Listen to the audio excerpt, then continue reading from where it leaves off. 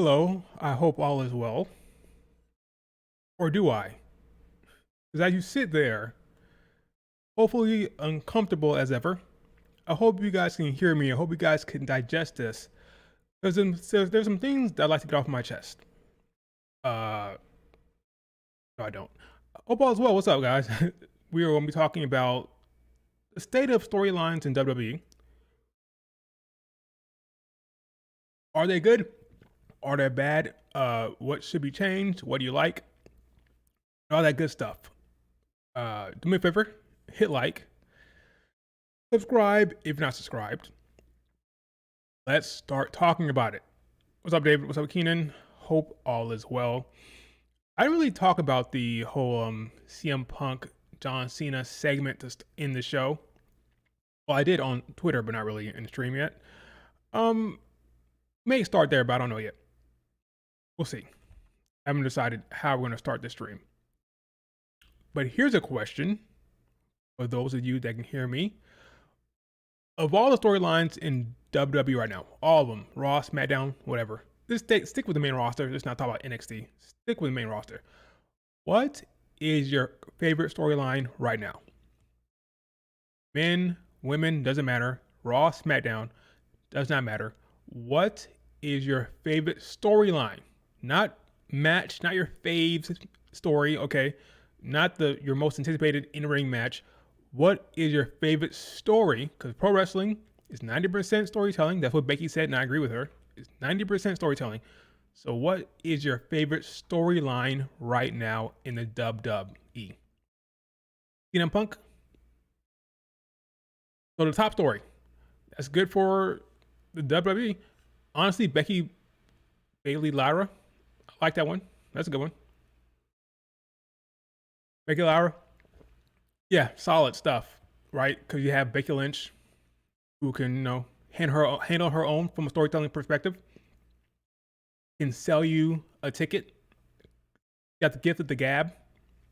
So yeah, she's always going to be in good storyline because a lot of times she's like in control of what's happening in terms of how it's being delivered, how it's being portrayed, and all that good stuff.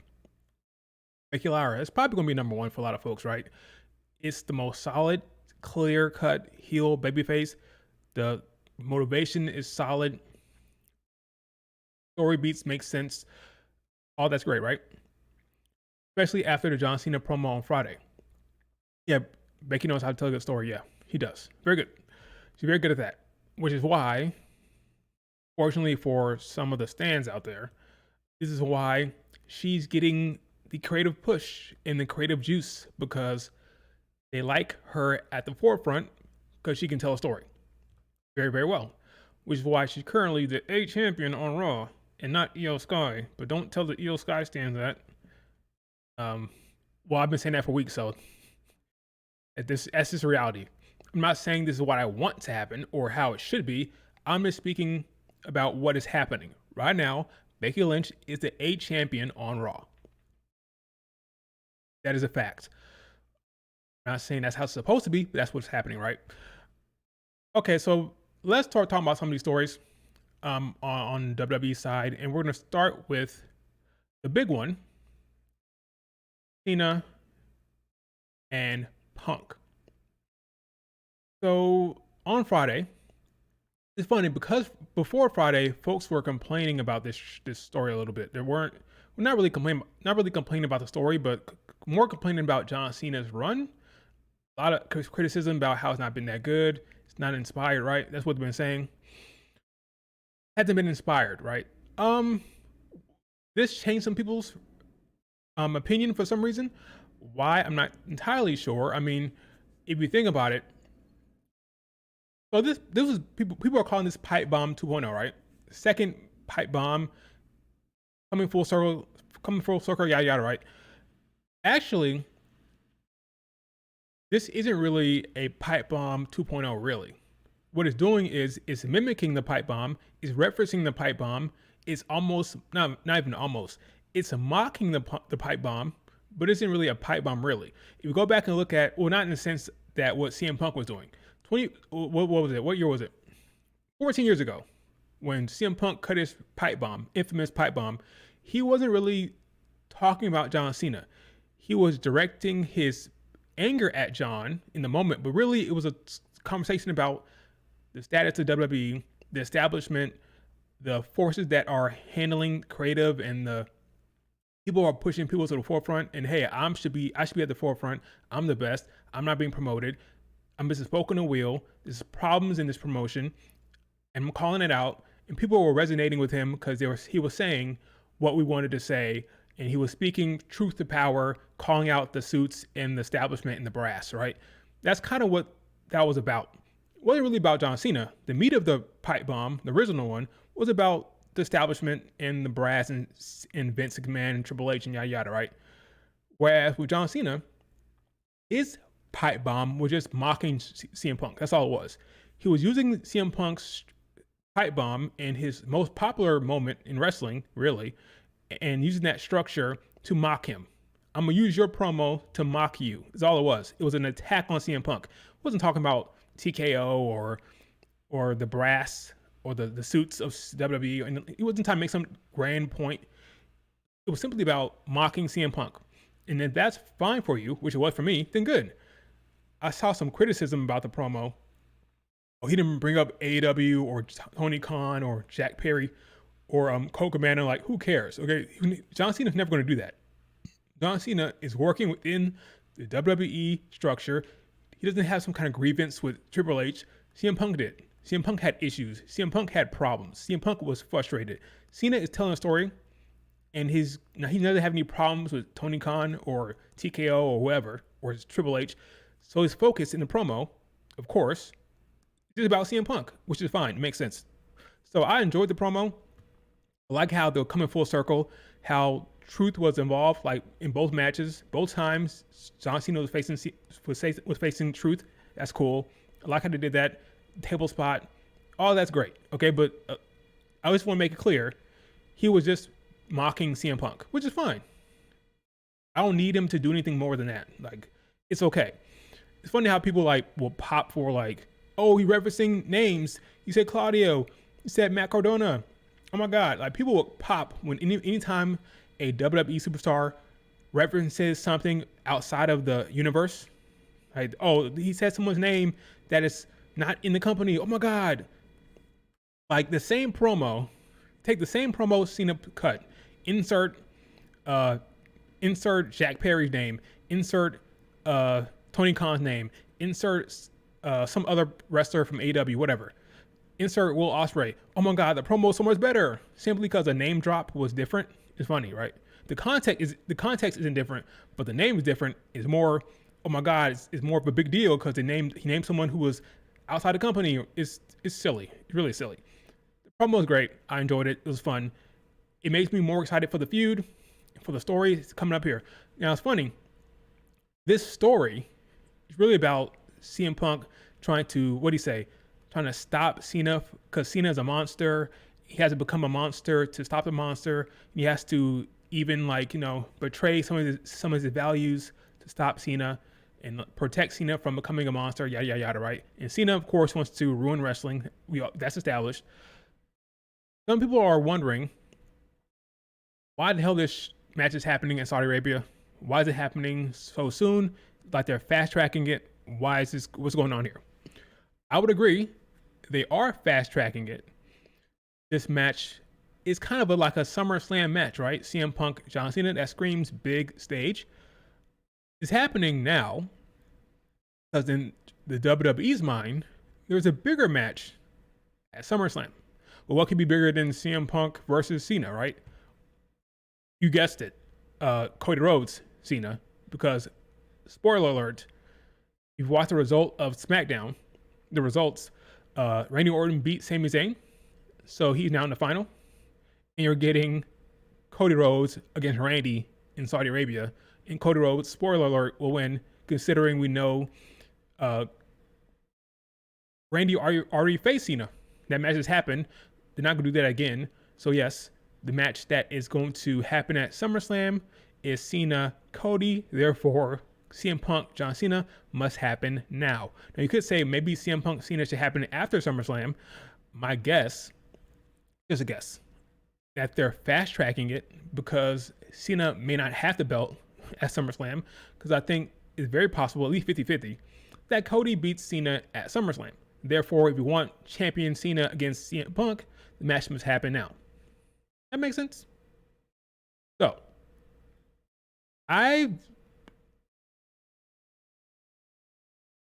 it's weird because the storyline is being fast tracked, but I like the promo that happened on Friday.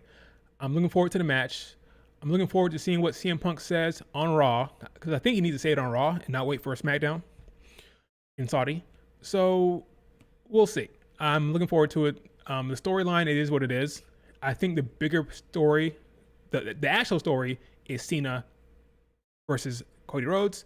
Therefore, this match must happen to get it over with. That's kind of unfortunate, but it is what it is. So to grade this storyline, currently, I'll give it a B, solid B. Can't elevate it. It's being fast tracked because, again, Cody is coming up here on SummerSlam. CM Punk will lose this match, and then what happens after that, who knows? Night of Champions need to be canceled right now. Is that because of what's happening in Iran? We'll talk about that a little bit. I'll probably wait till the end of the stream to talk about that one. See if we make sense of that. Those geopolitical issues and tied to wrestling. So yeah, CM Punk will lose to Cena. That should happen. What happens to CM Punk after that? I don't know. Maybe he goes after Gunther. You probably need to split CM Punk. Oh, I don't know. I don't know what's going to happen. Either CM Punk Gunther or CM Punk Seth. But again, you're going to have CM Punk coming off a loss, which is fine because it's Cena.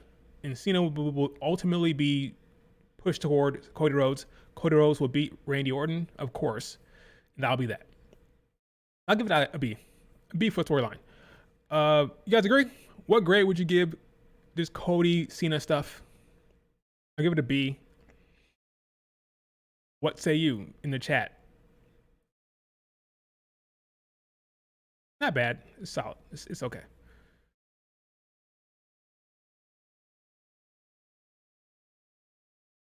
It's okay.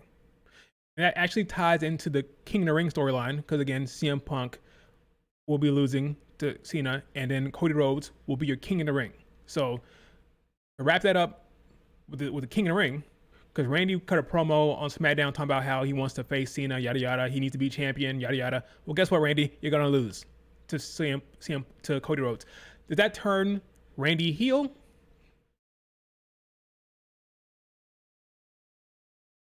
Kind of has to at this point. If you're Randy Orton, can you lose to Cena and lose to Cody and still be face? Probably not. You probably need Randy Orton to turn heel once he loses to Cody at King of the Ring final. So yeah, Randy, you're taking a loss. Sami Zayn, you just lost to Randy at last night or 2 nights ago. Does Sami turn heel? Maybe not. Maybe he stays a face and then wins the Rumble in Saudi Arabia. That's probably my guess for Sami Zayn. Jey Uso, who the hell knows? My fantasy booking is Cody beats Orton, which will happen. Wins King of the Ring, which will happen. Randy turns heel. Oh yeah, we're on the same page. And screws Cody in that match at SummerSlam with Cena. So a longer Cody.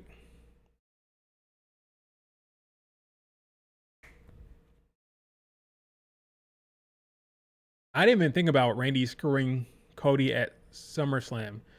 If you wanted to prolong, okay. I was going to move on, but I can't now. Let's go back. Let's go back. If you wanted to prolong the Cena run, I guess if you wanted him to be champion for a little longer, using Randy heel turn at SummerSlam kind of works. Because then you can have a heel Randy stopping Cody. Cena continues as champion for a little longer. Get Cena AJ Styles. You get Cena Roman Reigns. You get Cena. Who else? Who else could face Cena? That's a fair point. That's a fair point. It's not bad at all. Issue. I think it's going to be Punk versus Seth for the title at SummerSlam after Seth cashes in Saudi. Oh. You think Seth is going to take the belt off of John Cena in Saudi? Wow. Wow.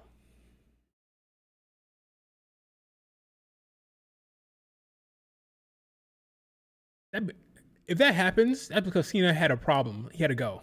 Because Cena has dates. Remember this whole thing where he has like counting down the dates? I have a hard time believing in June Cena drops the belt. I think Cena's champion going into SummerSlam, and you think you're going to get Cena, Cody at SummerSlam. I think. No, I think Gunther loses to Goldberg and Seth cashes in. Don't get me started on Goldberg. All right, let's move on. Don't get me started on Goldberg. Let's move on to another storyline right now. Let's see what I want to talk about next. Want to do Jade? No, let's talk about. Let's alternate from men to women. Let's go to the Queen of the Ring tourney. Why not? That's a storyline, right? Who's going to win Queen of the Ring? That's definitely a storyline. Asuka won her match against Alexa Bliss, and the Asuka stands are losing it. Oh my God. Asuka's going to win the tournament and face Io Sky. It's going to be a Joshi event at SummerSlam. Joy. Oh, Rapture. Oh my God, it's amazing. They're setting themselves up for good old Big D. When I say Big D, I mean disappointment.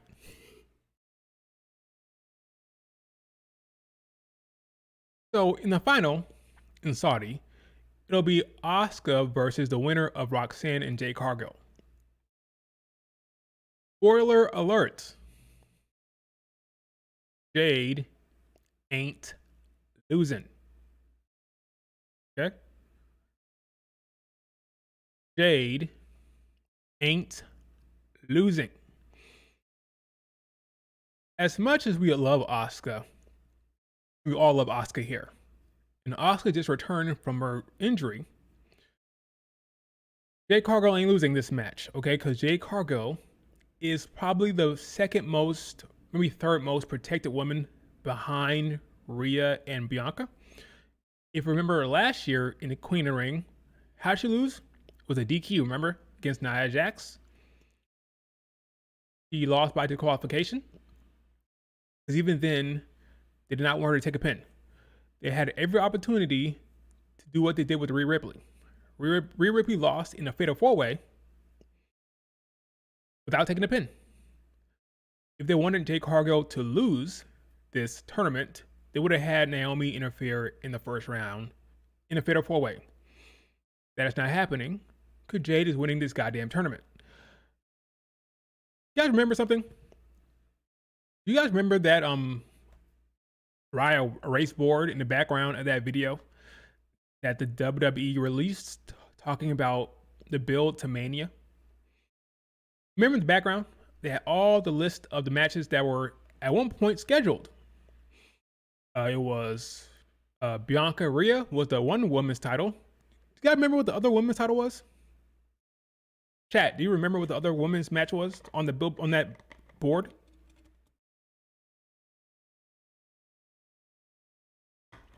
Don't remember, I'll refresh your memory. Do you remember what the other match was? Jade Cargill versus Nia Jax.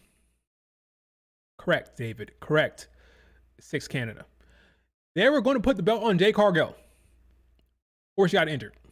I repeat, for the folks in the back, they were going to have Jade Cargill win the Royal Rumble and take the belt off of Nia Jax. That is the booking they have in mind for her. That is the type of trajectory she's on. That is how she is being treated and how they're invested in her. You think the woman who's going to win the Rumble and beat Nia Jax for the belt is going to lose in the finals of the Queen of the Ring? You're going to get pinned or tap out?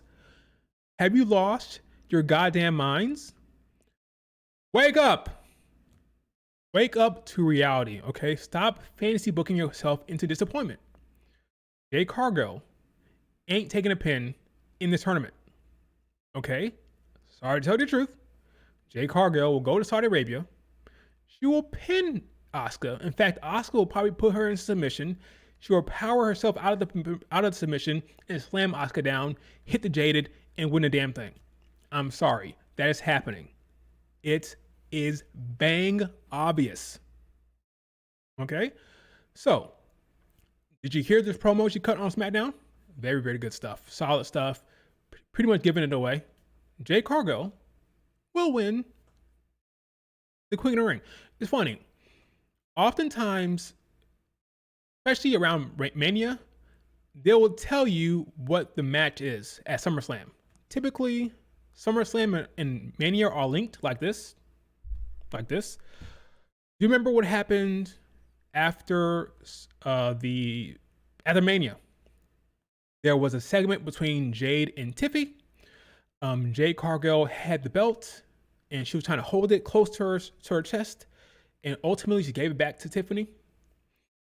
They told you what the match was weeks ago, okay, or what the scenario was going to be, because it may not be Tiffany, not Jade. To be honest with you, we'll talk about that in a second.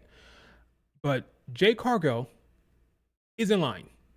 She's the one. She's the next one up. It wasn't obvious by the dry erase board. It should be now. Asuka is not returning from injury, winning the King of the Ring, and facing off with Io Sky. All right, it's going to be Jade Cargill winning that damn thing. Sorry to tell you the truth. But she can be screwed over by someone like who? Who? Jade Cargill is not taking a pin or being submitted right now. It's not happening. How do I view Jade Cargill? Great look. Solid on the mic. Improving in the ring. She's a star. Just look at her. And the WWE are invested in her. That's all really matters. Will Jade have a lengthy reign? I think so. It won't be short. So yeah, that's the Queen of the Ring kind of in a nutshell for you. Asuka will face Jade. Jade will pin Asuka. And Jade will be moving on to SummerSlam to face either Tiffany or Naomi. Talk about that here in a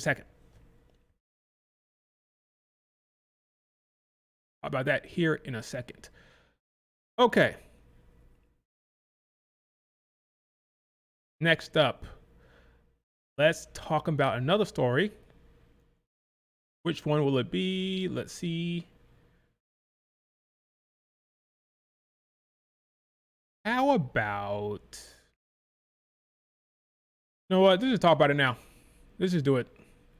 I wasn't going to talk about the men, but let's talk about Tiffy.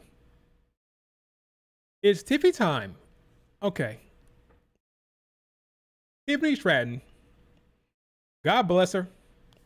I was a big Tiffany mark in NXT. I thought she would be a superstar in the main roster. I thought she'd be the biggest star of them all.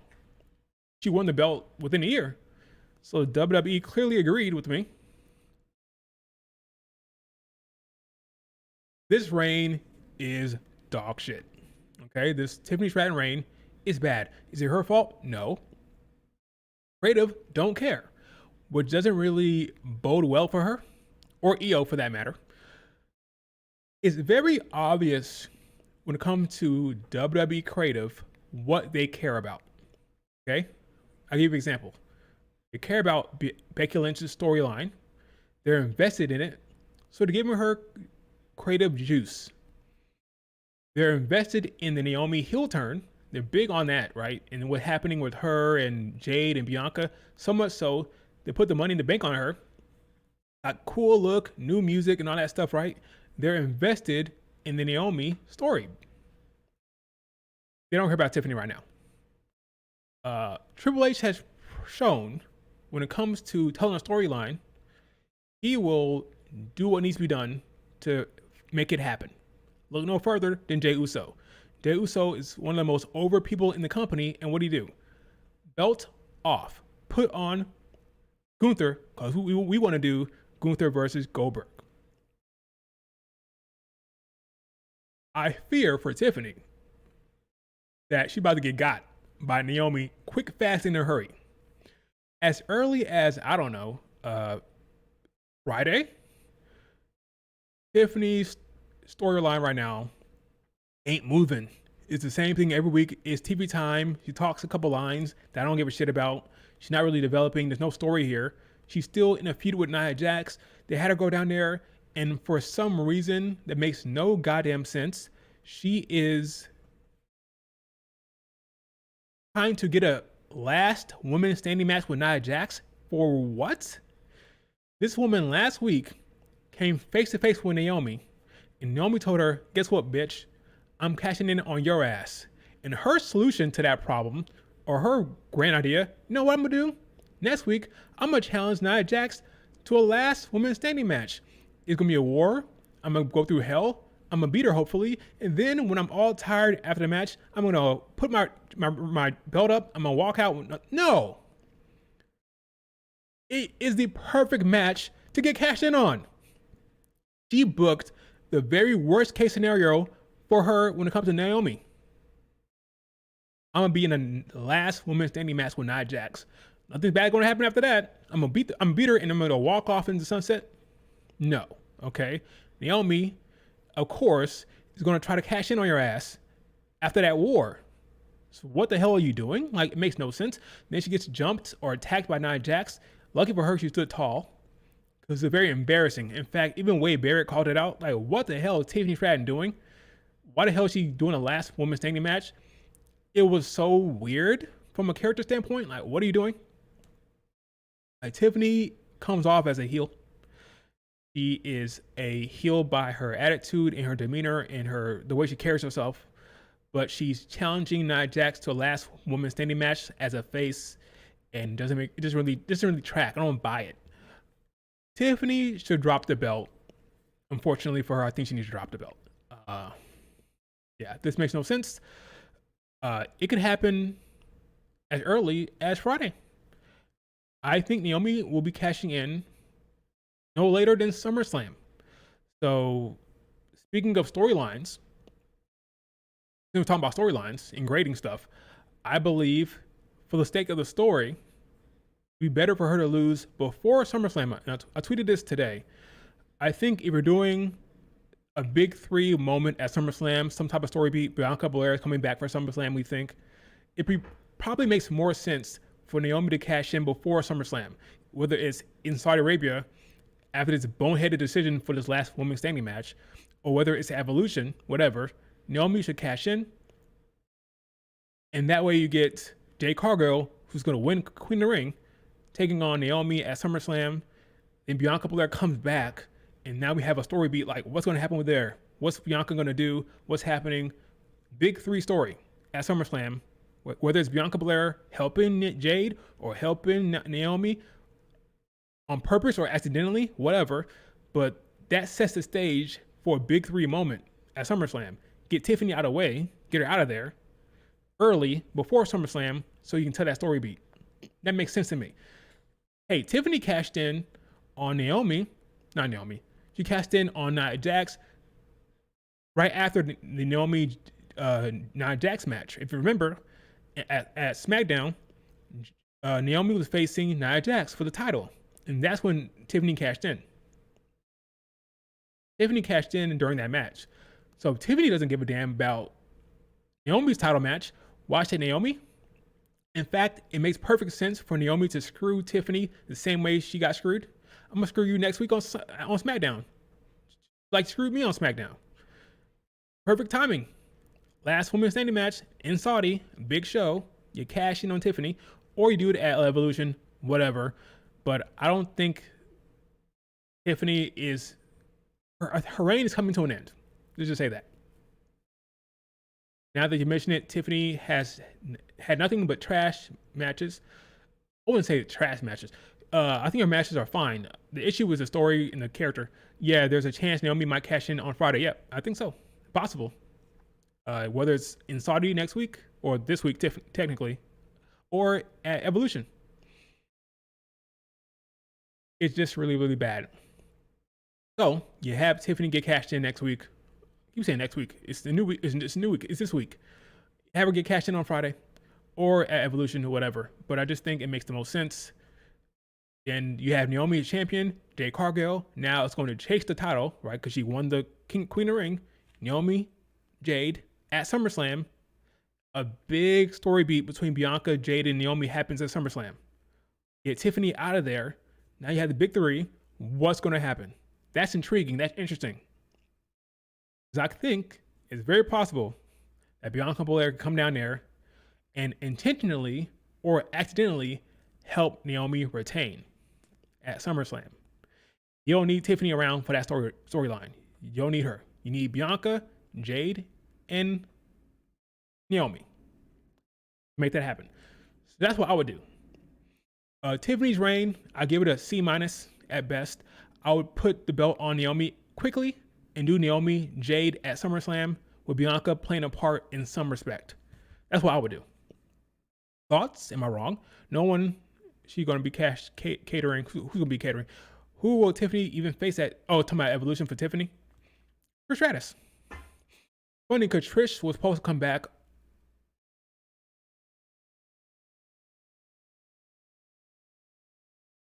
Well, it won't be Trish Stratus if she just cashed in on. Because this is the assumption that she's going to retain. If Naomi cashes in on Friday, there'll be no Tiffany versus Trish. So I don't know. Maybe she'll be in the Battle Royal. All right, let's move on.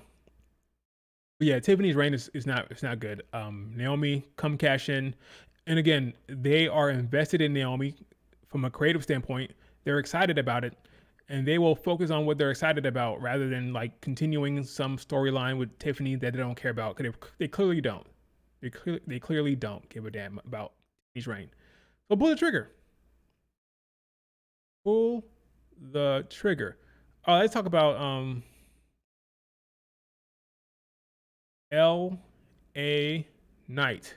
Yeah. So LA Knight right now is feuding with Seth Rollins' crew. Right? You got LA Knight, you got Paul Heyman, you got Seth, you got Braun Breaker, you got Bronson Reed, right?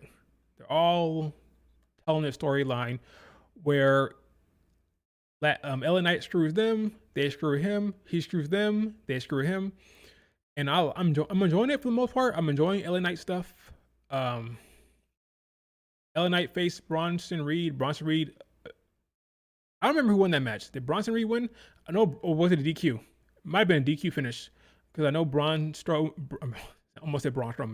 Braun Breaker speared him, gave him a tsunami. So yeah, they jumped him in the end. I like the dynamic between LA Knight and Seth Rollins and them. Where is this going to end?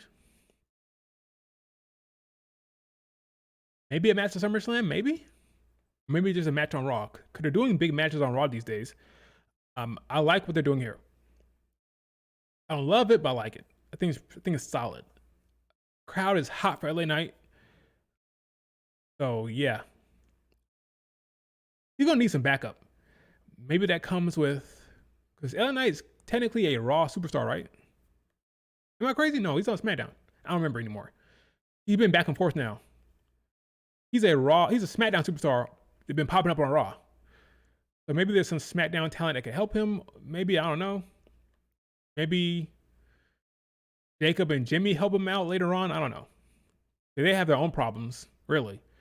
Maybe Randy helps him out with Sammy. I don't know. But I like the story here. I like that they're elevating LA Knight a little bit here.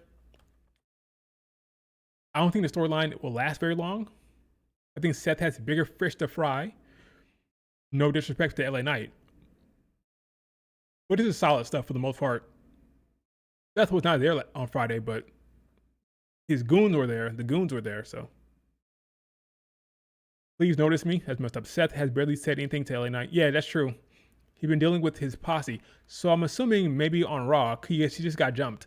So I think on Raw, LA Knight shows up again, maybe to confront Seth Rollins this time. Will Braun Breaker and Bronson Reed win the tag titles? Right now, there are couple of heels with the championships now with New Day. I don't know. I would say no.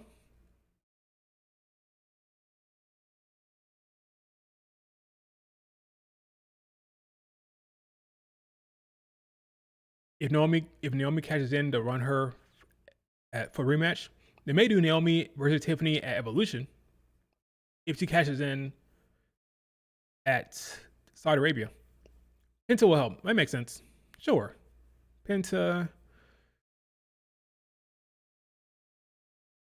People who hate Seth, like Sammy, could help as well. But yeah, solid storyline. I give this probably another B, maybe like B minus B. It's fine. I'm not the biggest, like, I'm not that interested in it. I'm not like, oh my god, I can't wait to see what happens. But I like the characters involved and the simple storytelling, so not too complicated. It makes solid sense. D plus, not that bad. Not that bad. Not bad at all. I think it's fine. There's nothing in it really from a like intrigue standpoint. Just like he's screwing them, they're screwing him, he didn't like them, but nothing really is going on. Yeah, it's whatever. But it's fine. I'll give it a B minus. It's fine. B minus, C plus is fine. Okay. But where does it end for LA Knight? I think a Raw match, because I don't think Seth is going to have. I don't think Seth faces LA Knight at SummerSlam, so sometime on Raw he probably faces Seth one-on-one.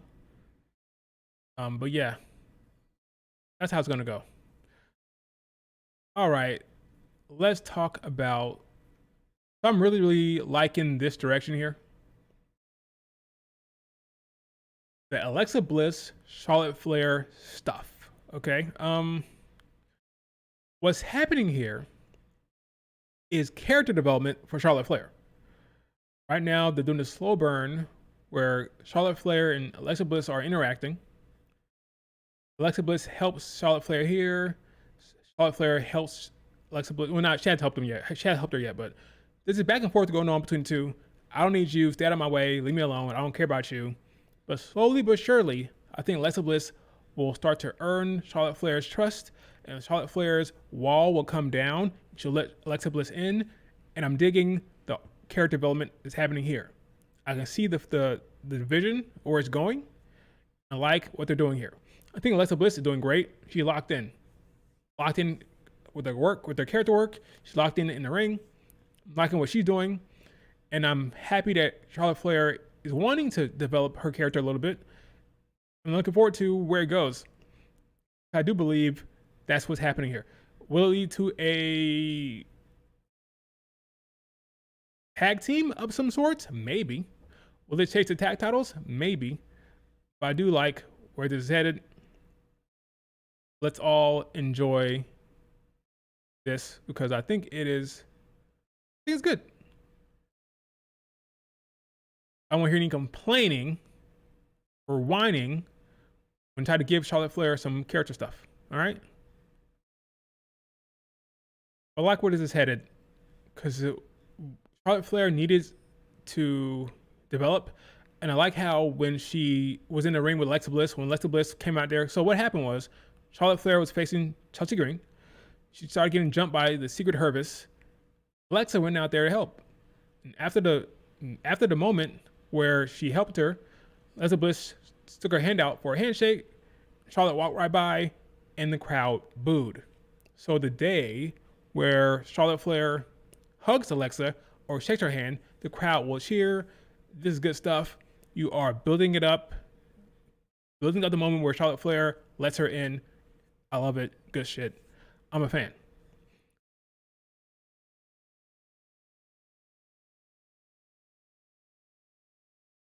Oh, we talking about backstage? Well, Alexa Bliss saw it as help. She said, "Thank you for helping me," or she said, "I don't need your help," something like that. And Charlotte Flair was like, "I do it for you." So I agree. There was a moment where Alexa Bliss was backstage against Secret Hervis, and Charlotte Flair stepped in and kind of had them go away. But Charlotte Flair didn't make it seem like she was helping Alexa Bliss at all. She was like, "I didn't do it for you." It was cleverly done. I'm enjoying what they're doing here. Who'd have thought?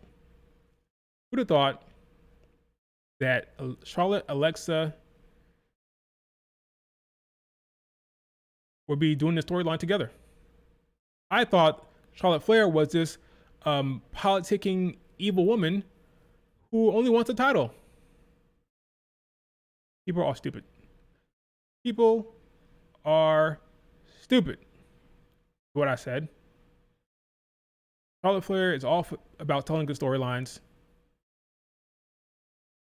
I wouldn't say she's going to get jumped, but I see what you're saying. It was getting crowded.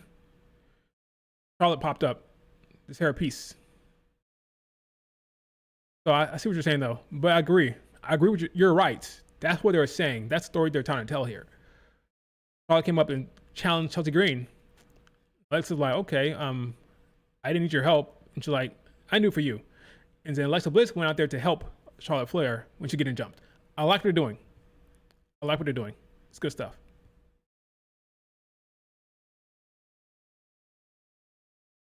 So we could have Charlotte and Alexa taking on Raquel and Roxanne. I like the fact that if this is where they're going with the tag team, they are not abandoning the tag titles. They were going to have Charlotte Flair and Alexa Bliss help to elevate it, which is cool. I know Michin and B-Fab are talking about the tag titles as well. So they're talking about the tag titles, they're referencing it, they're not forgetting about it. So maybe we get B-Fab and Michin against Charlotte Flair and Alexa Bliss for like an eliminator match, become number one contenders, get Roxanne and Raquel against Charlotte Flair and Alexa. That makes sense story-wise, not story-wise, but matchup-wise. We got the two short women and then two taller women. I like it. Okay, it makes sense. Let them cook. Let Charlotte Flair and Alexa Bliss cook in the tag division. I like it. We move. We move. Okay? I don't want to hear any complaining when you're whining. All right? Let them cook with this. So what would you give the Charlotte Flair Alexa stuff? What grade would you give that?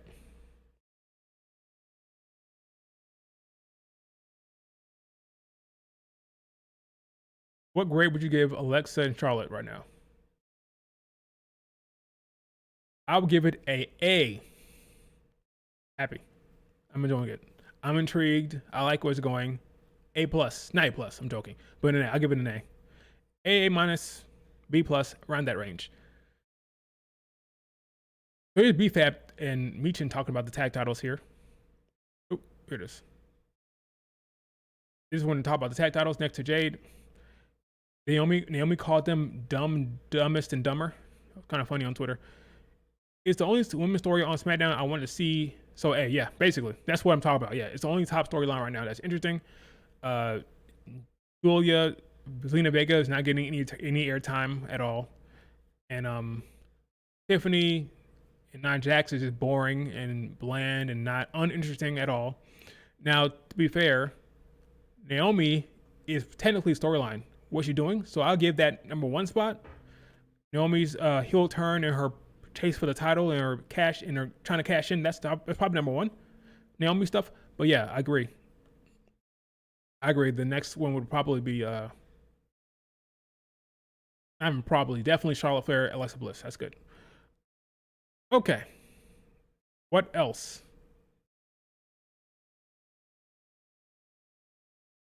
Right now I'm SmackDown heavy because SmackDown just happened. But we can talk about what happened on Raw. Storyline wise, what's happening over there. Just need to refresh my memory.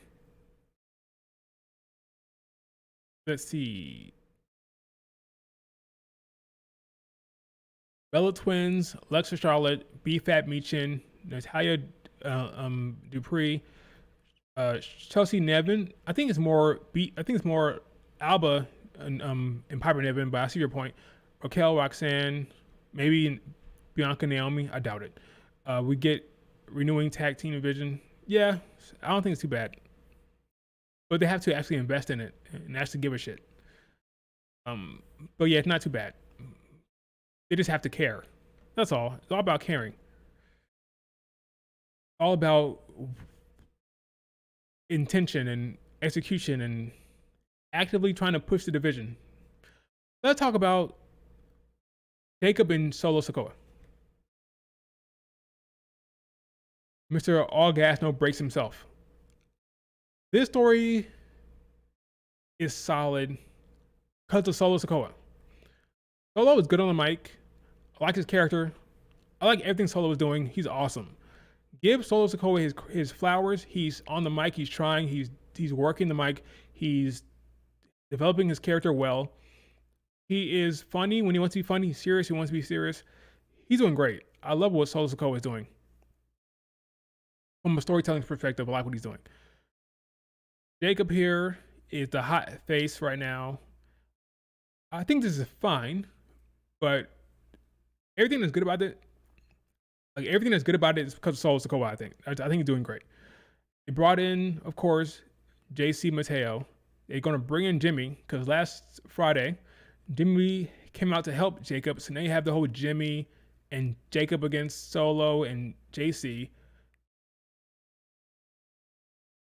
I think they're going to add another person, which is what? Hikalelu.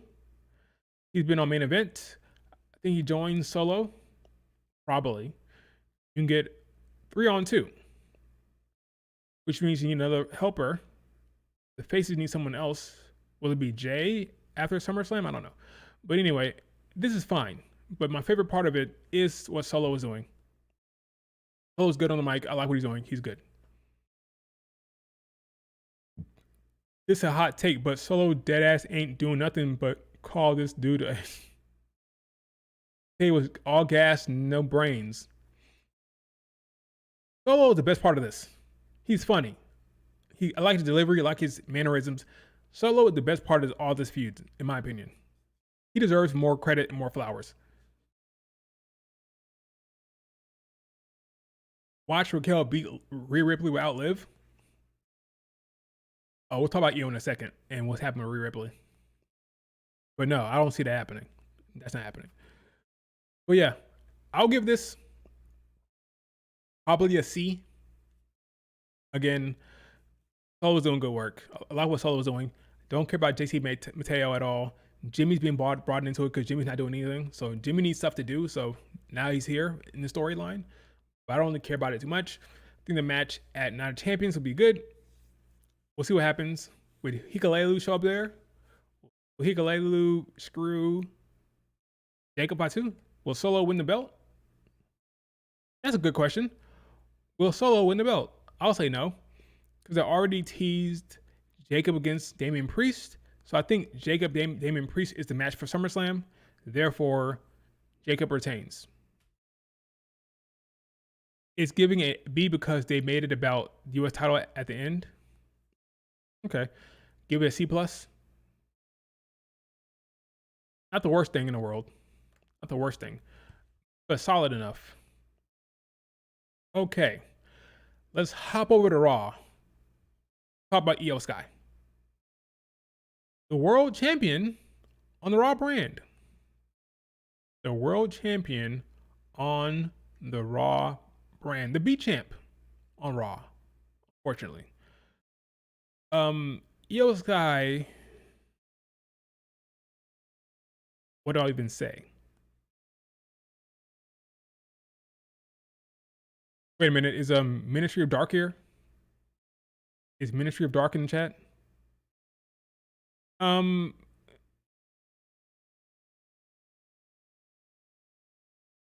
This reign is ending at SummerSlam. She's having the same issue as Tiffany. They're not invested in the character. They like the talent. They love the talent. They're not invested in the character in the story arc here for her to have a longer reign. So she'll end up just like Bayley, win the belt around Mania, and drop it at SummerSlam. Similar to what happened to Bayley. You're going to lose to Rhea Ripley. Sorry to tell you the truth.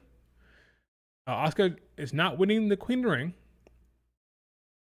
Like I said before, SummerSlam and Mania are linked. Usually very linked, right? Typically, what happened at Mania? It was Rhea Ripley, Bianca, and Io. Io pinned Bianca. What happened after Mania? There was a tag team match where Rhea Ripley was tagging with Io Sky against Roxanne and Julia. Rhea Ripley beat them, or her and Io beat them, and what happened? Rhea Ripley got the belt and said, "I'm coming for this," and she meant it. Now, the reason why she didn't face her at Queen of the Ring or at Evolution, I don't think it's happening at Evolution, or anywhere at this point, is because they're trying to waste time. Okay, because the match at SummerSlam is Rhea Io, so in order to get there, they have to waste time. So, given Rhea Ripley side quests, she's losing in the first round to Raquel. Raquel and her probably gonna have another match. She'll beat Raquel again, and then when it's time, as we saw during the press conference for SummerSlam, it'll be title time. If you think Rhea Ripley will lose to Io Sky again, I got some snake oil I'd like to sell you. Okay? Think Rhea Ripley going to lose to Io Sky again? I got some snake oil for you. Okay. This reign ends by Rhea Ripley's hands. Ain't facing Asuka. He's facing Rhea Ripley. It is what it is. Am I expecting some type of good storyline for Io anytime soon? No. I said I give her a Becky Lynch match at the Night of Champions. Have Becky beat Bayley. She gets cocky. She's Io backstage. Challenges her to be 2 belts. Becky Lynch again. Becky 2 belts. You do Io Becky at Night of Champions. She beats Becky. Beats Stephanie Vaquer at Evolution. And then the inevitable happens. Io against Rhea Ripley. Io loses to Rhea Ripley at SummerSlam. That's what's going to happen, I think. So to give her some matches, give her Becky and give her Stephanie Vaquer. Night of Champions, Evolution, back-to-back, big wins for Io. Then she drops it. Let's not kid ourselves. Like I said with Tiffany, they have it in their mind who they want to tell stories with. Okay, what they're invested in. They're hot for Naomi. They're hot for Becky Lynch as an IC champion. They were hot for Liv Morgan before she got injured, right? And I think they're hot for Rhea Ripley. They're just waiting for SummerSlam. They're just waiting. We saw what happened after Mania. She literally helped Io Sky win. She saved her. Remember that match? Remember when she getting jumped by Roxanne and Julia? And you heard, "This is my brutality." She ran down there and saved her. And what happened? She said, "I'm coming for this." What happens around Mania is always, I'll say 90%, is linked to SummerSlam. Okay, so that's how that works. Look no further than WrestleMania 38.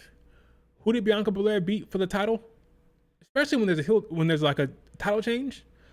Who did Bianca Belair beat at 38 Mania? That was Becky Lynch. Who she faced at SummerSlam? Becky Lynch. Who did Bianca Belair beat at WrestleMania 37? Sasha Banks. Who was she supposed to face? Sasha Banks. Before the whole COVID thing happened and something weird happened where she couldn't make it, and then we had the infamous Becky Lynch squash. Supposed to face Sasha Banks. What happened at Mania with Io? Io Sky beat Bianca Belair and Rhea Ripley. She pinned Bianca. Io Sky has a winning streak against Rhea Ripley. Rhea Ripley, after Mania, said, "I'm coming for this." They're waiting for SummerSlam to tell that storyline. It will happen at SummerSlam, which is why you're going to get Rhea Ripley beating Io.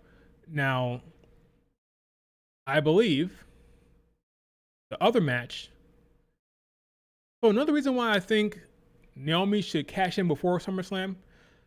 You don't want 2 heatless matches for SummerSlam, right? Right now, in my opinion, it's clear you're going to get Rhea Ripley Io, right? If you're getting that match, that's 2 baby faces. Respect, no real heat. They don't hate each other, right? And then the other match will potentially be Tiffany, Jade, 2 baby faces who don't hate each other, no heat. I don't want both matches to have no real heat, right? So maybe you do, of course, Rhea Io, and then for the other match for SummerSlam, it's Naomi, Jade, where there's actual animosity because Naomi cashed in before SummerSlam. So that way you avoid the double babyface thing for both matches. You know? So yeah. Yeah, the same as Jade Tiffany. Exactly. Which why that needs to change. That's what I'm saying, David. That needs to change. If you're doing Rhea Ripley EO, which is fine, I don't want to have a Jade Tiffany situation with no heat. Have Naomi cash in before SummerSlam. That's what I would do. So yeah, EO's in a bit of a pickle. Like Liv Morgan should probably be better off once she drops the belt. I know you don't want to hear that, but that's just reality situation. She'd probably be better off creatively and be on TV more often once she drops it.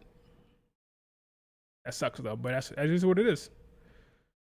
It is what it is. It's not about who's champion. It's about who has the storyline. As you can clearly see, Exhibit A, Io Sky champion. Is she being featured? Is she in the storyline? Is it interesting? Now, to be fair, they had one going recently with Liv Morgan that they started, but Liv Morgan got injured. But that just would have been a one-off anyway. She would have beaten Liv Morgan and moved on. That's not a real storyline. That's just one-off. It was a one-off filler match. That's what that was going to be. Okay. Next main roster storyline. What am I missing right now? Talk about everything that's on SmackDown that's worth a damn. I think. So, let's say a Raw story. Nikki Bella. That's fair. I don't know. There's nothing to talk about.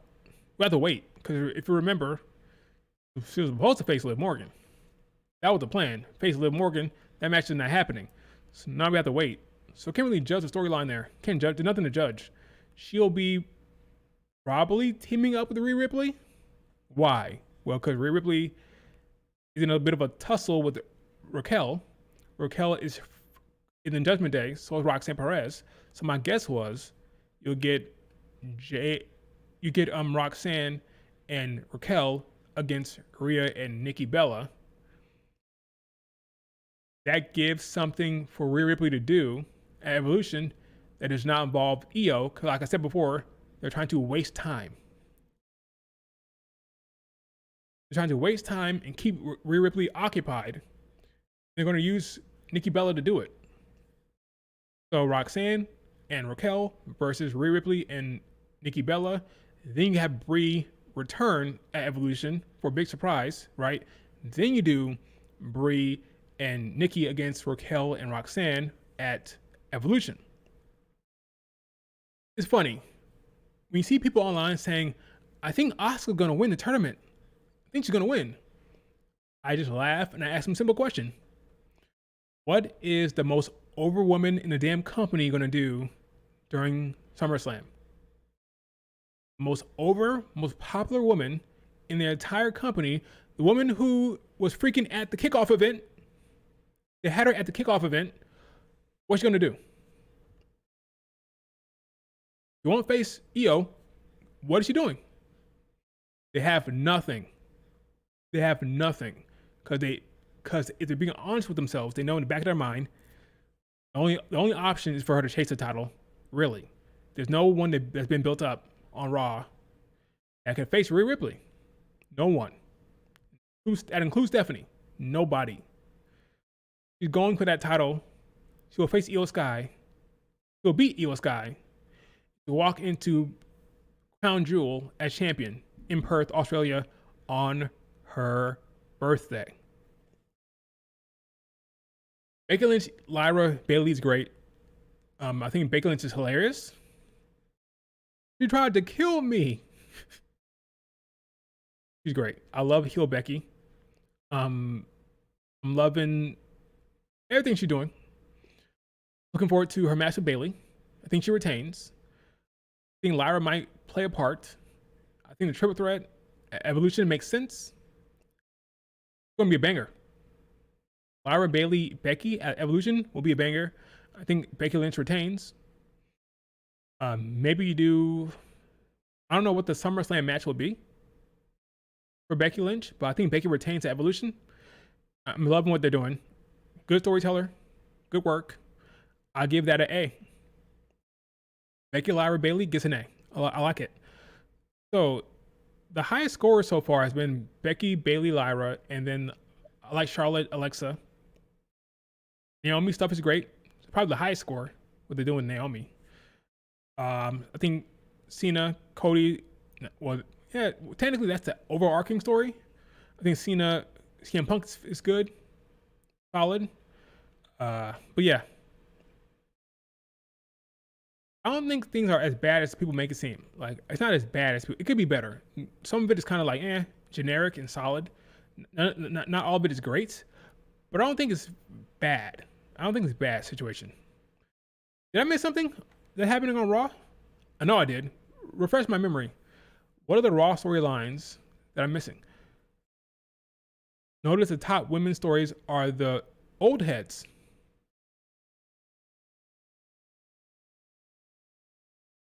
Yeah, I agree. There are the old heads. And they're not the top title either. Mid card and no storyline and no belt at all are the stuff that's good. Naomi stuff, veteran. Alexa Charlotte, non-title, veterans. And Becky Lynch, running her storyline and kind of like being the forefront of it, veteran, with Bailey and Lyra. Yeah. The top stories are from the veterans, and none of them are world champions. Meanwhile, Io and Tiffany are getting really nothing. Tiffany's starting to annoy me. That's the current state of the women's division. I wonder will Trish actually show up? Or she was supposed to show up last week. That didn't happen. So we'll see if she actually shows up. Let's see. Any other storyline that I'm missing? The Wyatt Six are chasing the tag titles. Don't care. I'll be completely honest with you. Do not care about the Wyatt Six chasing the tag titles. Not one bit. In fact, I would prefer they focus on Los Garza and Street Profits being champions. They should do a champion for championship match between Los Garza and the Street Profits. That's what they should do. Instead of focusing on the Wyatt Six, focus on your new AAA tag team champions. That's what they should do. But they're focusing on the Wyatt Six, unfortunately. Oh, and I agree. I think Sami Zayn, this is what I agree with. I think Sami Zayn is winning the Royal Rumble in Saudi Arabia. I think that's happening. So good for him. I'll be shocked if that did not happen. Rumble, Saudi, Sami Zayn. You like the Wyatt Six story? What's the story, Pedro? Enlighten me. What's the actual storyline there? We are chasing the tag. We're antagonizing the tag division.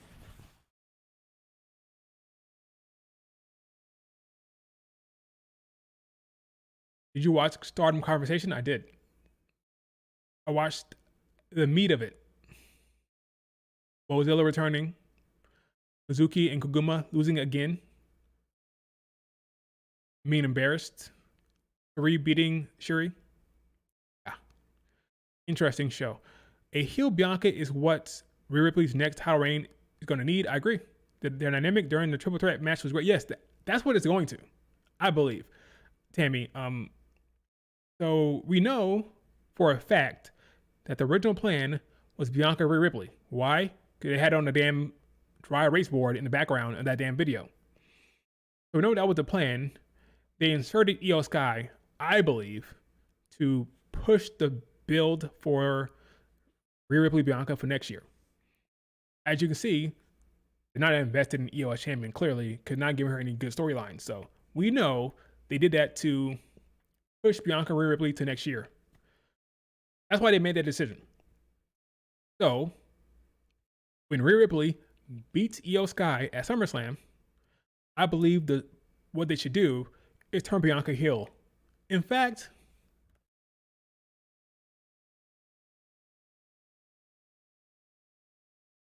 I'm thinking about this right now in real time.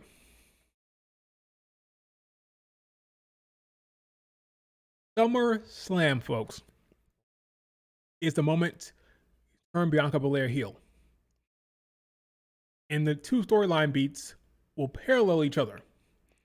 You have Rhea Ripley winning the belt back at SummerSlam and Bianca Belair turning heel at SummerSlam, happening at the same time, right? Then those two progress, they continue. Bianca Belair is in Naomi's corner. Naomi has a match against Rhea Ripley coming up. How do I know that? What the hell am I talking about? Guess who's facing Rhea Ripley at Crown Jewel? Naomi. You see where this is going, folks? Okay. You see where this is headed? Crown Jewel on Rhea Ripley's birthday is champion versus champion. Who's going to be champion? Naomi. Hello? It's right there for you. You have Naomi versus Rhea Ripley. Bianca Belair is sniffing around. Okay? That goes right into Royal Rumble. Bianca Belair wins the Royal Rumble in Saudi Arabia. Bianca Belair faces Rhea Ripley at Mania. Talking about heel Bianca Belair. Don't cloud it. Don't make it weird. Maybe face Rhea Ripley. Heel Bianca at Mania. It makes a lot of sense. Bo Hill is on 21. Yes, she's young. She's now under the Bushiroad thumb. We'll see how it goes. She's now in Suzu's faction. We'll see.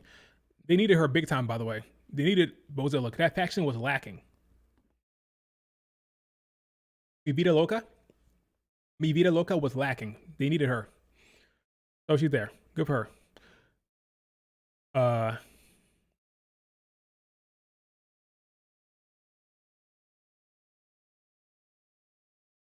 The story is that the division is stressed because of White Six. Yeah, that's what's happening. But where's it leading to? Right now, they're all kind of like, the situation is fraught for them. They're stressed out. They're unnervy. They're not really settled in because the White Six is like this wild card, and the entire division is kind of like, they don't know what to do. But the Street Profits said it. We're going to take care of it. So we got Street Profits against the White Six. I'm just not invested in the White Six. That story makes sense, but I just don't care about the White Six. They gotta do more. Make me care about them. They're like empty avatars. They're like empty avatars with no actual character. I want to see some character from them, some story beats from them. What's going on with them? Right now it's kind of spooky. I want to care about the storylines. I want to care about the characters. Right now I don't really care about them individually. So talk about Night of Champions that should be canceled. Okay. You want to get into the geopolitical issues here on the wrestling stream? So, right now, there are folks online that think that Night of Champions should be canceled. Night of Champions that is in Saudi Arabia should be canceled because of the war right now between the United States, Israel, and Iran. A few things. First of all, I am not an expert on the geopolitical issues between Saudi Arabia and Iran. That's number one. Number two, Saudi Arabia and Iran, or Iran, how you want to say it, are not the same countries. They're two separate entities. Number three, I'm sure the Saudi Arabian government has made it clear to the WWE that they'll be safe. They've assured them that they'll be safe. And they're probably right. I don't see why Iran would be, I don't see why they'd be attacking WWE superstars in Saudi Arabia. Doesn't really track for me. I think there's other places they'd be attacking rather than a WWE event. they'll probably be fine. Okay, but again, I'm not in charge of those people. I'm not the ones who has. I'm not responsible for their safety. So I'm sure the WWE will reach out to Saudi Arabian government. They'll take all the precautions. They'll cross their I's and dot their T's. Cross their T's and dot their I's. I mean, and yeah, we'll see how it goes. I live in Saudi. We haven't gotten any stray bombs yet. I'm sure they're taking all the proper precautions. Okay, I'm not going to say they should cancel an event in a separate country. Okay, Saudi Arabia is not Iran. Okay, so I'm sure everything will be fine.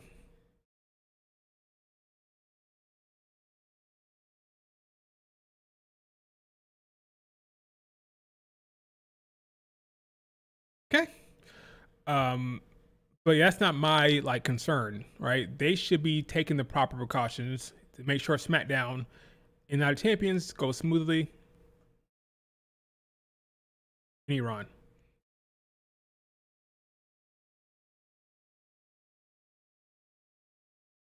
There's no reason to believe that they'll be unsafe in Saudi Arabia.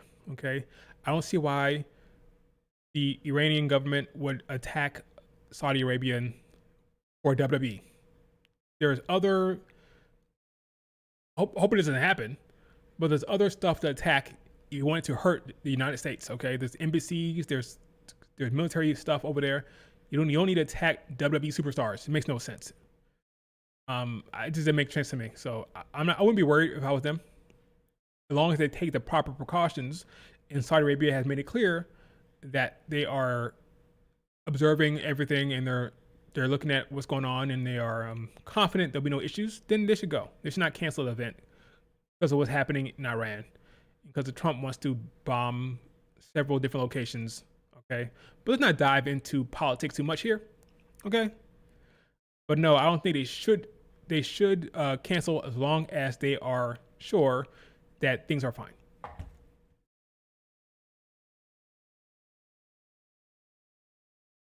I just don't. It just doesn't make sense to me that, you know what? We're mad at the United States. Where's that WWE event? Where's John Cena? Where's Cody Rhodes? That doesn't track for me. There's other places to attack than in Saudi Arabia at a WWE event, you know. But again, make sure everybody's safe and be safe. Be safe out there. Be safe out there. All right. Oh, that's fun. Kevin Owens was at the Fan X Fest. At the Fan Fest. Yeah, the Fan X Fest. Hope all is well with Kevin Owens. Probably had to stop lifting and working out because of that neck. Hope all is well for him. That sucks what happened. It really, really sucks what happened. My big question is, what is Bianca's match at SummerSlam? Assuming she had the match, it just might be showing up to affect the result of Naomi Jade. Let's assume for a second that Naomi cashes in before SummerSlam, and the match at SummerSlam is Naomi versus Jade. You may just show up to influence the match somehow. If she comes back before SummerSlam, you could do Bianca and Nia Jax. Bianca Nia. Have Bianca Belair hit the KOD at SummerSlam. That'll work. But beyond that, she may not have a match, unfortunately. She may just show up to have a presence on the show by affecting the result of Naomi versus Jade Cargill. But Nia Jax is right there. I would not mind a KOD on the big stage.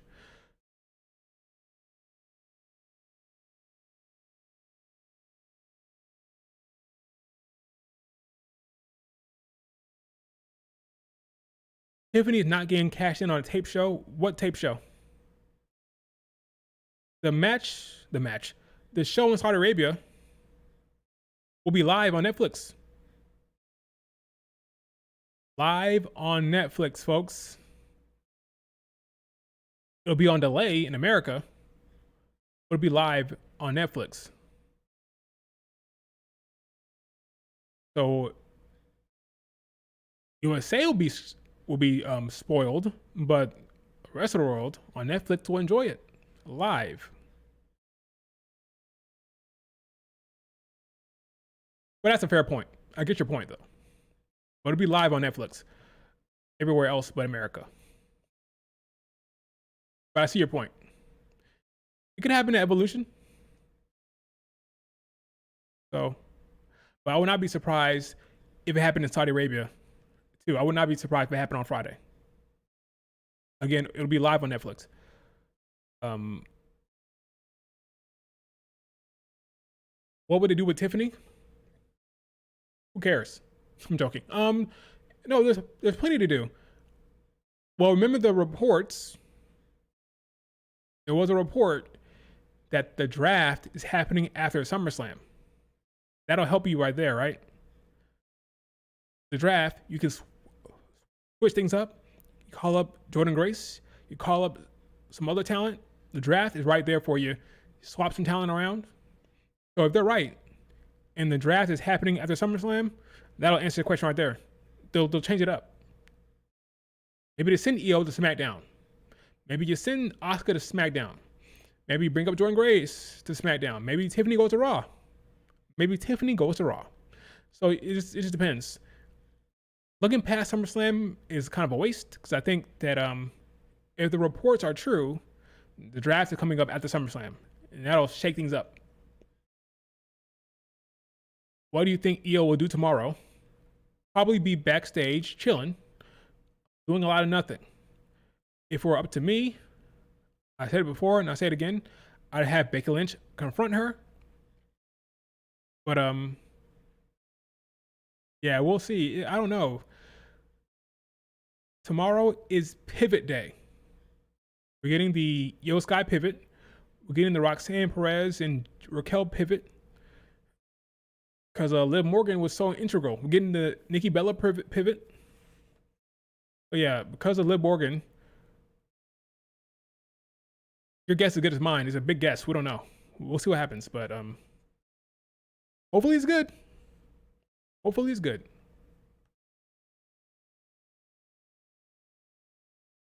You would feud Tiffany with Trish and turn Tiffany heel? I don't hate it. I think she's better as a heel anyway. I don't hate it one bit. Okay. Any other questions about any stories that I forgot to talk about? I can talk about I'll talk a little bit about what happened with the Joshi scene. Sheree won the IWGP belt. All knew it was going to happen, and it did. That makes Sheree the shortest reigning champion of all time for that title. The short existence of that title. The IWGP has not been around for that long. And it was a 15-day reign for Sheree. Should she leave the company? I'm not saying that, but Kairi Sane did. Her reign was shorter than Kairi Sane's. She was clearly a transitional champion for Sheree. The plan was to have Mayu drop the belt to her. But I think that they thought there was a chance to keep Mayu around. So they kept it on her in a way to try to convince her to stay, but ultimately it backfired and Mayu left. Because they didn't know this, but her plan was to leave all along. She told Marigold, the day they created the promotion, I'm coming. Once my contract's over, I'm coming. They told her that. They told him that. Fightful said Saudi show still on. I figured. So she knew she was going all along, but they foolishly thought that they could keep it around. They could keep her there and keep her on the books, but she left, leaving them to put the belt on Sheree, be a transitional champion, to put the belt on the person they wanted to all along, which is Sheree.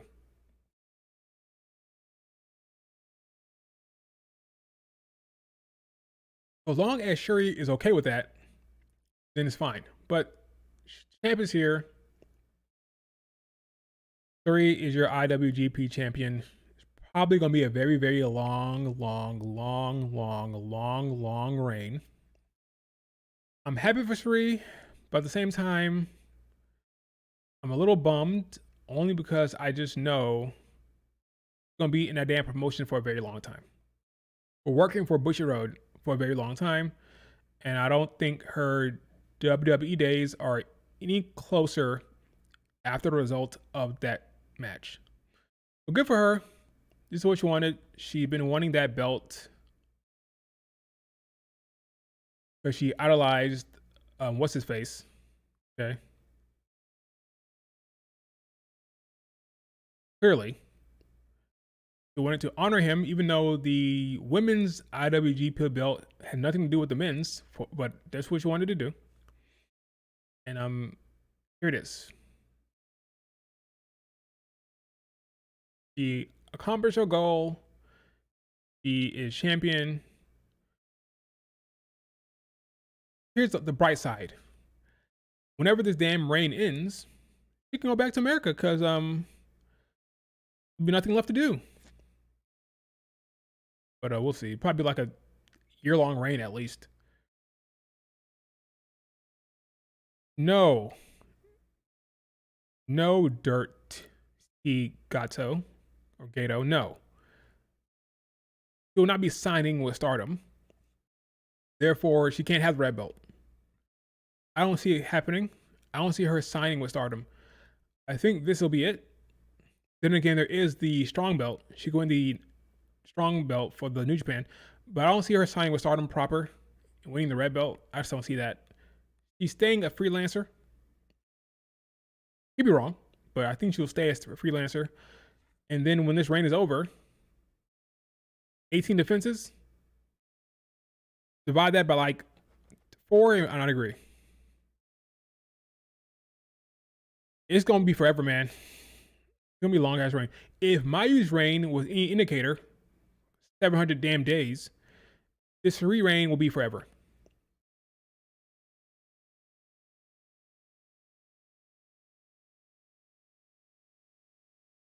Why would Sari come back to the WWE? Because it's her one of her goals. She wants to accomplish that goal. She wants to scratch that itch, and the WWE are very much invested in her. They want to right that wrong. Never said a single bad thing about the WWE. Not a single thing she said about WWE that was bad. I think that's because she plans to go back eventually. I think Triple H will open up the floodgates, treat her like a mega star when it happens. If Julia's pushed any indicator, I think Sari will come back as a sun goddess, and she will be a big time force. I would not be surprised one bit. Not one bit. I think it happens eventually. It happens eventually.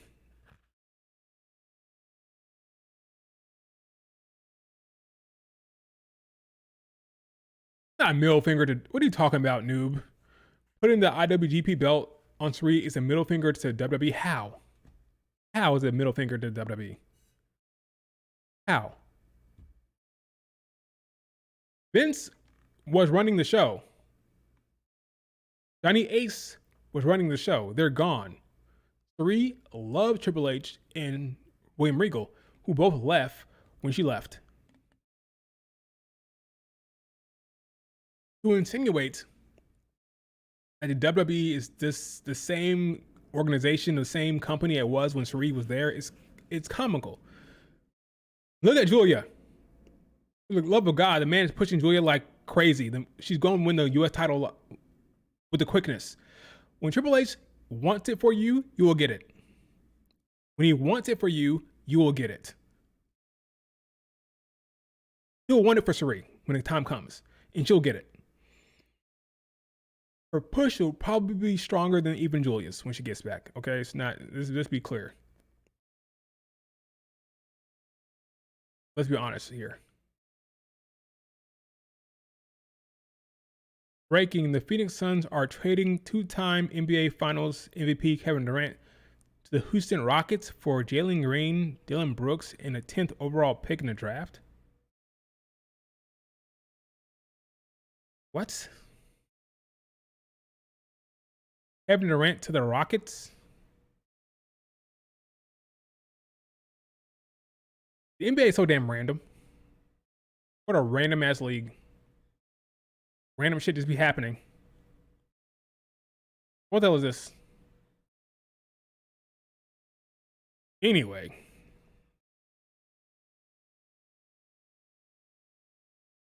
Rockets own the Suns pick. Okay.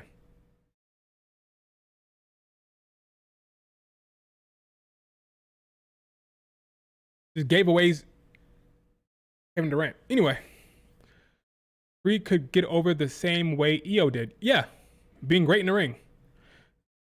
Like I said, if the promoter wants it for you, you're gonna get it. Julia is being pushed very strongly because he wants it for her. He is invested in her. That's what he wants to happen. Therefore, it happens. He will put her in the position to be over, like Rover, same as Rhea Ripley. If he wants it for you, you will have it. So Julia just has to try. She has to try. She tries to be a success because the promoter wants it for her. Same will happen with Suri. Okay, I always say this. I always say this, that the WWE has made it clear that if you are Joshi, you're going to win the gold. Every person except for Suri, because again, those are specific circumstances. But every Joshi wins gold in WWE. There's a car going off over here. Bozilla injecting life into Stardom? If you say so. Bozilla is a great talent. I'm a fan of hers. If Triple H wants to establish Julia as dominant and dangerous, which he does, she better squash Zelina next week. That doesn't have to happen. She'll beat Zelina fine, but she'll not squash her. But she'll beat her. She'll beat her, so no worries. She'll be champion, okay? That you don't have to worry about. Io got crickets in her first reign, correct. Io Sky was a heel. She got nothing from the crowd as a champion.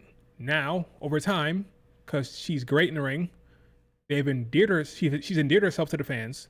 They appreciate her in ring, and she got over. Okay. Same will happen for Suri when that happens. Julia's getting good reactions now on main event. So yeah. Stone Cold wants to wrestle again. I don't care at all. He should retire. Let's see. Fan Fest was good. That was fun stuff for the fans. Great stuff there. What else is here? Sad that Nakamura never got the same opportunities. Well, yeah, the men's division's a little tougher than the women's to break through. Hell, Tiffany's champion for crying out loud. Can you imagine someone gets called up from NXT for the men and win the belt? Can you imagine Trick Williams winning the world title? Can you imagine Obafemi winning the world title? No. They'll go to the mid card first. But for the women, Tiffany straight to the top. It's a little different for the women. A little tougher for the women in general. For the Joshis or whatever. It's a little different. Easier to break into the top scene for the women than it is for the men. So Shinsuke is in a rough patch. He'll only be mid-card champion, which he was recently, right? He'll never be world title. He'll never have the world title. And that's just, it is what it is. At least not him. Finn Balor did. Did he come in straight from the NXT and win the world title within the first year? If that happens, it's a little different for Finn Balor, right? A little different. That's the only exception? Yeah. A little different. But, wait, didn't Kevin Owens win the belt? Like, what? But yeah, you get my point. Won in like a month? You get my point, though. It's easier, is my point, for the women. Tiffany's been wrestling for like less than 4 years. What does Io do Monday? I don't know. Hang out backstage. We don't know what's happening on Monday Night Raw. It's a new era because Liv Morgan is out, so they have to rewrite storylines. Ministry. They got to rewrite stuff. I'll say it again. They should do Becky Io at not a champions, but that's just me. Any last questions? Anything else?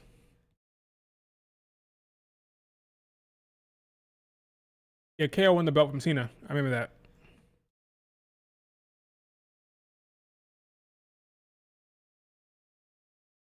Any other questions about anything before I wrap it up?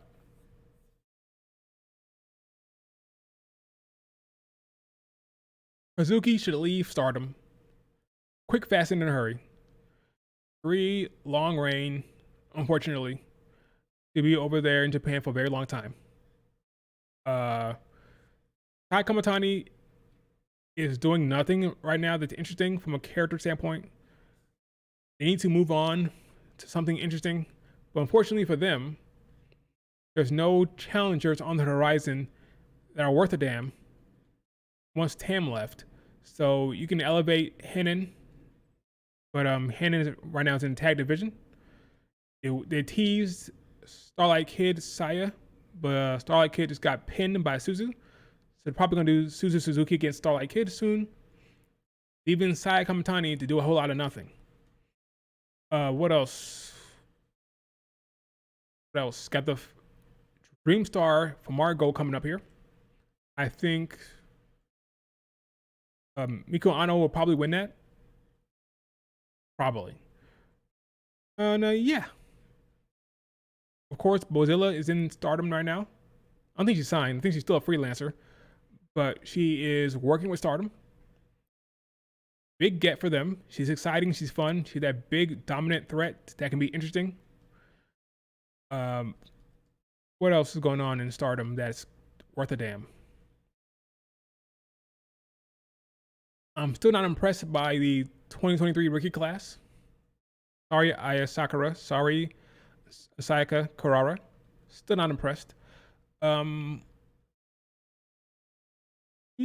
that's pretty much it.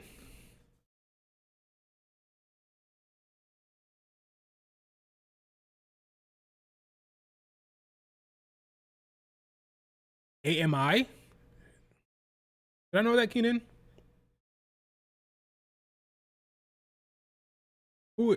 Oh, Amy? Who's that? That might be out of my my scope. Who challenging Sai Kamatani? Respect Hannon? I do.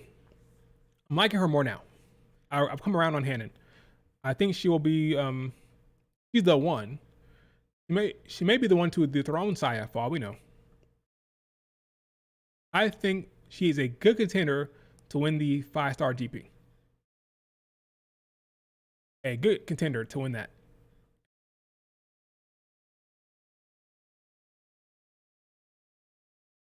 Oh, okay, I gotcha.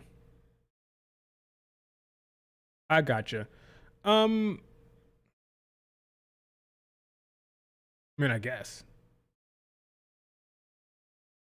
Who said that? Who's reporting that? What happened creatively to make you think that's going to happen?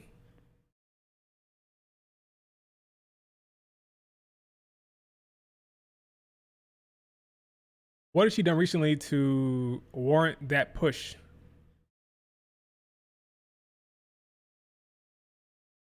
Let me see her case match ratings. Let me see what's happening right now with her. Why is she going to be challenging Saya Kamatani now? Like she's out of my well, she's competing against Hate. Wait a minute, she had one match recently. Did she just come back from her ACL tear?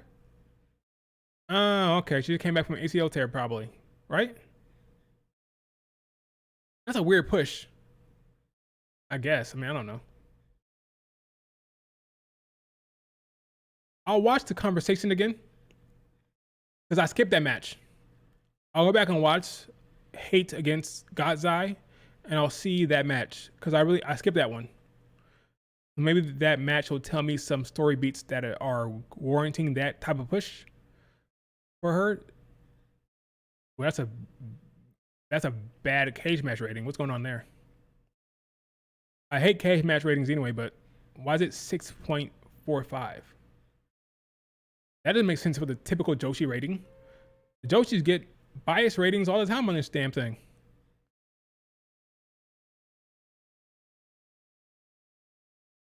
Yikes. What if Naomi fails her cash in? That's not happening. But what if? That'd be very stupid. I'm surprised WWE or AW hasn't gotten Bozilla. Well, she's young. She's 21 years old. Maybe she's going to. I think once her Stardom run is over, she'll get pulled. Stardom is a bigger platform. More eyes will be on her. She's only 21, young. She's got plenty of time. Plenty of time. So, well, cage match ratings are worthless. Ministry, they're worthless. Just a bunch of randos online rating matches. I don't know why people give it so much weight. Anybody can go rate a match. I could go do that right now. Like, it's a nothing score. But I'm just surprised it's that low, just in general, for any Stardom talent. Night of Champions under review. I thought it says it's happening for sure. Didn't Fightful say it's happening in Saudi?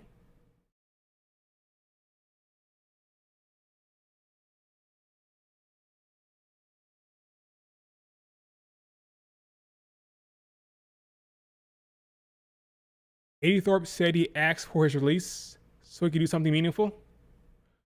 Well, your girl got fired, and you weren't going to get pushed on the main roster anyway. So let's be clear, Eddie Thorpe. I mean, you weren't going to get pushed.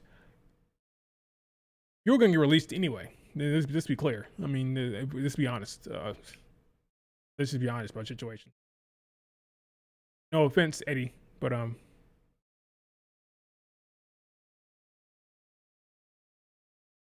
no offense. Let's see. We have a free post on Fightful Selects relating that what we've heard about the WWE Night of Champions. Let's see this free report. I'll have to join. Fat chance. I'm not joining Patreon right now.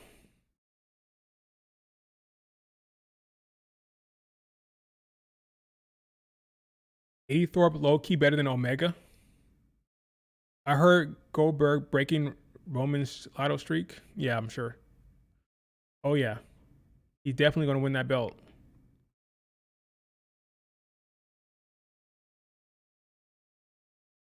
All right, folks, that is it for the stream. Do me a favor, hit like, subscribe if you're not subscribed. I don't see any more news here that I'm missing. Unless I missed something, I'm looking right now. I don't see nothing. Let's see. Last check. Mercedes Moné beat La Catalina last night. Was it last night or 2 nights ago? I don't remember anymore. But she retained the CMLL title, so she's still CMLL champ. Good for her, at least. I guess. Eddie Thorpe asked for his release. Okay. Yeah, nothing's going on. How come I don't stream longer? It's been 2 hours. Who do you want to tarnish the draft? Psst. No clue. Someone good. Don't draft what's his face from Duke? But beyond him, just somebody with some upside, some athleticism. Yeah, I have no clue, man. No clue. I have no idea who they should draft. Like, at all. Which is the best thing to do, honestly. I think people who spend a lot of time in the draft process sell themselves up for disappointment. You set yourself up for disappointment by doing that, because I think you spend too much time investing in one talent over the other, and that talent goes to a rival, then you get upset. It's really bad. BJ Edgecombe? Sure, why not? Before you read my comment, let's see. Who did the pin? Who do you... Okay, let me read that again. If you had the pin, who would who would be your champions?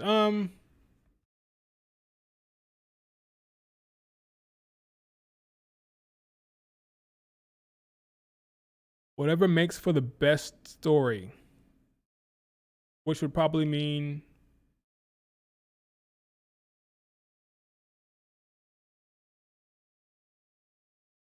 is this in general? Put the belt on some hoopers and tell some good storylines. So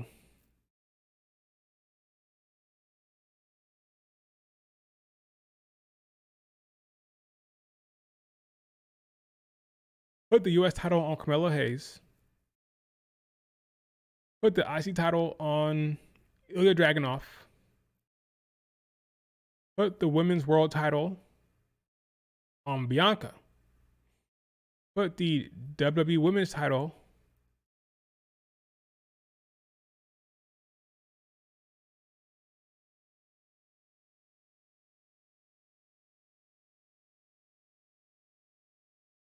on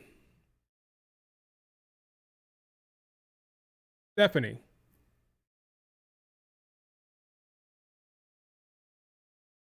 Or Io. For the men,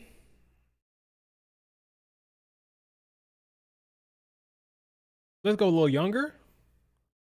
Let's go the world title, Braun Breaker for funsies. WWE Championship, put it on Cody. That's fine. That's my story. I'm sticking to it. Mid card,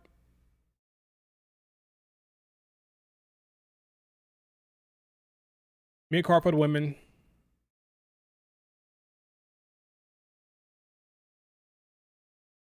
Probably Lyra again. And for the other one, Stephanie or Io, whoever isn't world champion. Saya is no longer challenger. Zumi has a list of challengers for her belt already. Like who? Oh, Bozilla. So Bozilla challenged Azumi. That's gonna be a good match. That's a good story. I'm looking forward to that because Bozilla is funny, and she's dominant force for Azumi to try to topple. I like the Bozilla Azumi match. I like the Suzu Starlight Kid match for the most part. It's Saya who's not doing anything that interesting. I feel like the mid cards and the other champions are more exciting. Starlight Kid, Suzu, Azumi, Bozilla. That's interesting. What is Saya doing?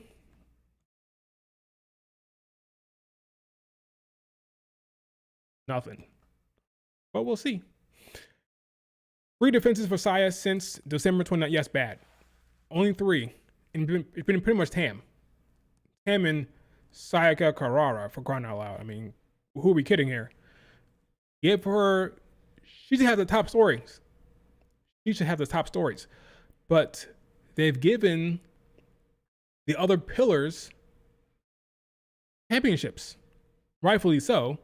But when you give Azumi a belt with a strong belt, when you give Starlight Kid the white belt, who are faces, kind of put them away from Saya Kamatani, kind of can't really challenge. It'd be kind of weird because you want to have them in their own storylines as champions. So now the top baby faces, Starlight Kid and Azumi, can't really mix it up with Saya Kamatani.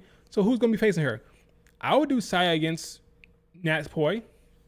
I would do Saya against Sasori Ano. Why not? I would do Saya against Hanan. I think that's the end game. I think Hanan versus Saya Kamatani is the end game. But before that, there's stuff to do. I mean, I'm sorry. Elevating these kids. When I say kids, I mean the younger talent. Elevating Sayaka Carrara and Aya Sakura.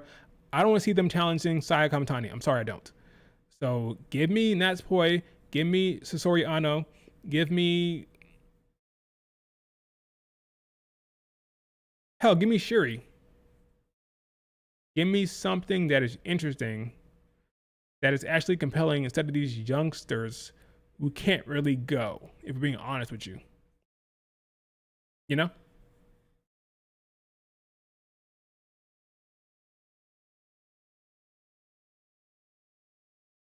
I'd be an unk. That's cool. That's cool, Pedro. Io was queen. I agree. But yeah, I'm not giving. I'll be generous with my not generous, wrong word. I'll be fair with my booking if had the pin. I don't want the pin. Trust me, it's not an easy job or it's a thankless job. But I would be fair. I would not be like a stand with my booking. Not at all. I would make it make sense as best as possible.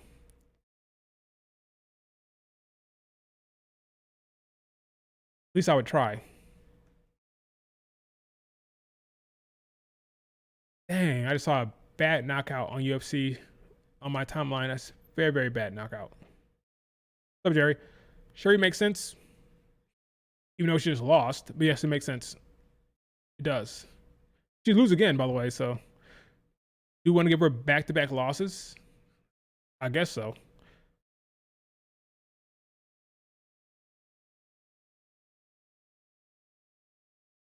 One higher up on background has said, on background, that sounds weird. One higher up on background has said the situation surrounding Night of Champions being held in Saudi Arabia next week has been monitored accordingly following the U.S. bombing Iran yesterday. Okay. I think it still happens, folks. I don't think they changed anything. It's going to happen in Saudi Arabia. And that's fine. It is what it is. As long as they've taken the proper precautions, I'm sure it'll be fine. I'm sure it'll be fine. Nothing to worry about.